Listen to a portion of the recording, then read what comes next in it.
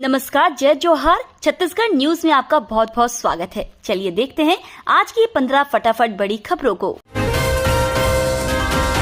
चुनाव से पहले सीएम भूपेश बघेल का है बड़ा प्लान। छत्तीसगढ़ में विधानसभा चुनाव से पहले कांग्रेस में संतुलन की सियासत पर जोर दिया जा रहा है। पार्टी के अंदर पनपने वाले हर असंतोष को खत्म करने की दिशा में कदम भी बढ़ाए जा रहे हैं। राज्य में पिछले कुछ दिनों में हुए फैसले यही संकेत दे रहे हैं कि कांग्रेस विधानसभा चुनाव से पहले किसी भी तरह के असंतोष को पनपने नहीं देना चाहती। उसी का नतीजा है कि आपसी समन्वय के साथ संतुलन बनाए रखने वाले फैसले लिए जा रहे हैं। राज्य में लंबे अरसे से इस बात की चर्चा रही है कि वर्ष 2018 के विधानसभा चुनाव में जब कांग्रेस को जीत मिली थी तो कई समझौते हुए थे। बाद में इन समझौतों पर किसी ने खुलकर कुछ नहीं कहा। छत्तीसगढ़ कैबिनेट में बड़ा फेरबदल, सीएम बघेल के विभागों में कटौती। छत्तीसगढ़ में विधानसभा चुनाव के पहले बदलाव का दौर जारी है। भूपेश बघेल की कैबिनेट में नए मंत्रियों की एंट्री के साथ अब विभागों में मंत्रियों के प्रभार में भी बदलाव कर दिया गया है। नए मंत्री बने मोहन मरकाम को आदिम जाति विकास, अनुसूचित जाति विकास, पिछड़ा वर्ग और अल्पसंख्यक विकास विभाग की जिम्मेदारी दी गई है। लेकिन चौंकाने वाली जानकारी यह है कि सीएम भूपेश बघेल और अब तक कृषि मंत्री रहे रविंद्र चौबे के विभाग में कटौती की गई है।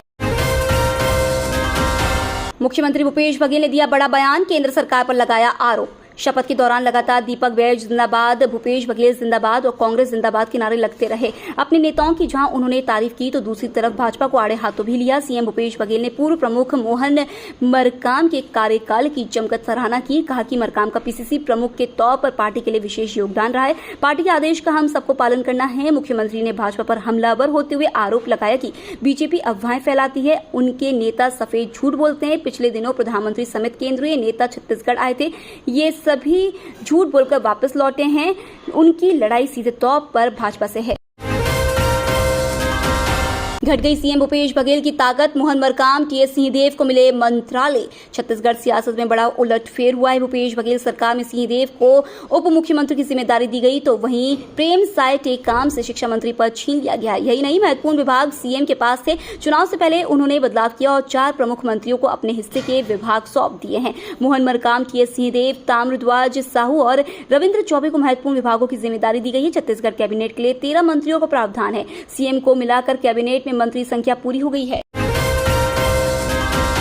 बैंडबाजी के साथ निकाली भ्रष्टाचार की बारात। छत्तीसगढ़ के मनेन्द्रगढ़, चिरमिरी, भरतपुर जिले में मनेन्द्रगढ़ से विधायक विनय जायसवाल और उनकी पत्नी चिरमिरी महापौर कंचन जायसवाल द्वारा क्षेत्र में किए जा रहे कथित भ्रष्टाचार को लेकर भारतीय जनता पार्टी द्वारा भ्रष्टाचार की बारात निकाली गई। बीजेपी द्वारा निकाली गई बारात में विधायक विनय जायसवाल को दूल्हा व उनकी महापौर पत्नी कंचन जायसवाल को दुल्हन बनाया गया। विधायक व महापौर के द्वारा किए जा रहे भ्रष्टाचार को लेकर हल्दीबाड़ी के पास से भ्रष्टाचार की बारात निकाली गई, जिसे देखने भारी संख्या में लोग जुटे।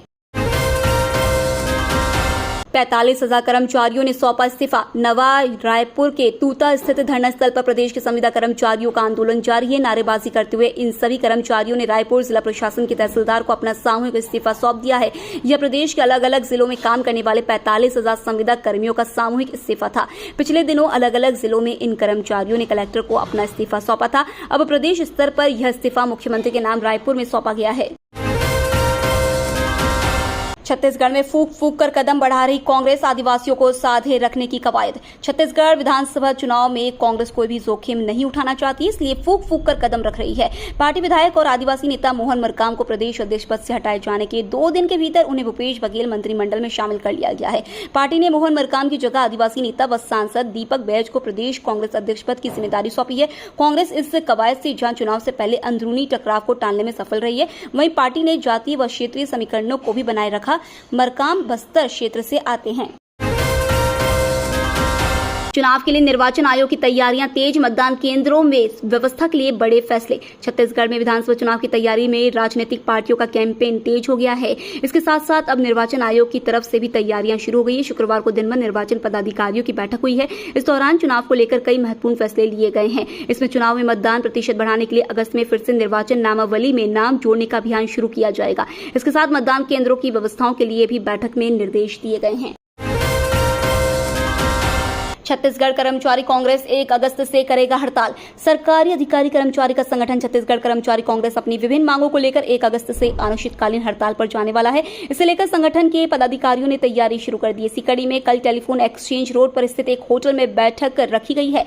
जिला अध्यक्ष अरुणा कुमार पांडे, इसमें जिला, तहसील व ब्लॉक स्तर के पदाधिकारियों व सदस्यों को बुलाया गया है। इस बैठक में हड़ताल को लेकर संगठन से मिले दिशा निर्देश पर चर्चा की जाएगी।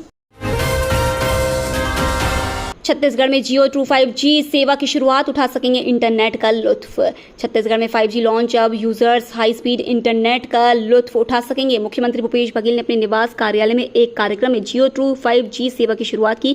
इस लॉन्च के साथ छत्तीसगढ़ के 3 शहरों राजधानी रायपुर, दुर्ग और भिलाई में जियो ट्रू 5G सेवाएं शुरू हो गई हैं। मुख्यमंत्री भूपेश बघेल ने कहा कि छत्तीसगढ़ में जियो ट्रू 5G प्रारंभ करते हुए बड़ी खुशी हो रही है। 5G सेवा लॉन्च होने से ई गवर्नेंस, कृषि, ऊर्जा, शिक्षा, मैन्युफैक्चरिंग, लॉजिस्टिक्स, स्वास्थ्य, लोक आधारित टूरिज्म, स्वयं सहायता समूह का सशक्तिकरण, IT और SME कारोबार जैसे क्षेत्रों में विकास के नए अवसर खुलेंगे। दीपक बैज ने प्रदेश कांग्रेस अध्यक्ष का पदभार ग्रहण करते दिया बड़ा बयान। छत्तीसगढ़ प्रदेश कांग्रेस अध्यक्ष का पदभार ग्रहण करने के साथ दीपक बैज ने कार्यकर्ताओं को बड़ा संदेश दिया। उन्होंने कहा कि छत्तीसगढ़ में हम मुख्यमंत्री भूपेश बघेल के चेहरे पर चुनाव लड़ेंगे। हमारे पास किसान का चेहरा है, हमारे पास मजदूर का चेहरा है। दिन में 18 घंटे काम करेंगे और सरकार बनाएंगे, ईमानदारी से सरकार बनाएंगे। उन्होंने कहा कि मोदी सरकार ने 4.5 साल से अन्याय कर रही है। मोदी सरकार ने डराने का काम किया है, लेकिन कांग्रेस डरी नहीं। मुख्यमंत्री भूपेश बघेल ने डटकर मुकाबला किया है। छत्तीसगढ़ के बिलासपुर में डायरिया से एक की मौत, 45 बीमार। छत्तीसगढ़ के बिलासपुर जिले में डायरिया से एक महिला की मौत हो गई है और 45 अन्य बीमारों को अस्पताल में भर्ती कराया गया है। अधिकारियों ने यह जानकारी दी। अधिकारियों ने बताया कि शहर के चांटीडीह इलाके में डायरिया से 72 वर्षीय कमला मिश्रा की मौत हो गई है और 45 अन्य लोगों को अस्पताल में भर्ती कराया गया है। महिला स्व सहायता समूह और छत्तीसगढ़ वनोपज संघ को मिला ESG के क्षेत्र में सम्मान। छत्तीसगढ़ लघु वनोपज संघ को वैश्विक स्तर पर ESG यानी पर्यावरण, सामाजिक कल्याण और सुशासन के क्षेत्र में उत्कृष्ट कार्य करने के लिए एक सरकारी श्रेणी में पृथ्वी अवार्ड 2023 से नवाजा गया। यह पुरस्कार भारत सरकार के कानून और न्याय मंत्री अर्जुन मेघवाल ने प्रदान किया है। इस दौरान प्रदेश में ग्रामीण विकास और आर्थिक सशक्तिकरण को बढ़ावा देने के लिए NGO स्वयंसेवक श्रेणी में प्रदेश के 2 स्व सहायता समूह को भी सम्मानित किया गया। कवर्धा जिले से जुनवानी गांव के जय बूढ़ादेव स्व सहायता समूह और बस्तर जिले के आसना गांव के वर्षा स्व सहायता समूह को सम्मानित किया गया। राहुल गांधी ने पीएम मोदी के फ्रांस के दौरे पर कसा तंज। कांग्रेस नेता राहुल गांधी के पीएम मोदी की फ्रांस की यात्रा पर ट्वीट करने के बाद बीजेपी और कांग्रेस नेताओं के बीच जुबानी जंग शुरू हो गई है। पहले केंद्रीय मंत्री स्मृति ईरानी ने राहुल गांधी पर निशाना साधा। अब कांग्रेस नेता सुप्रिया श्रीनेत ने स्मृति ईरानी के ट्वीट पर पलटवार किया। कांग्रेस नेता ने आगे कहा, वे अपनी ही पार्टी में दरकिनार कर दी गई हैं, केवल सुर्खियों में बने रहना चाहती है। मैं आपको एक डॉक्टर को दिखाने का भी सुझाव देती हूँ। नफरत का ये स्तर खुद को नुकसान पहुंचाने वाला है।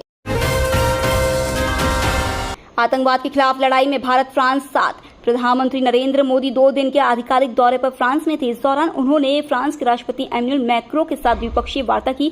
पीएम मोदी ने मैक्रो के साथ संवाददाता सम्मेलन को संबोधित करते हुए कहा, भारत और फ्रांस आतंकवाद के खिलाफ लड़ाई में साथ हैं।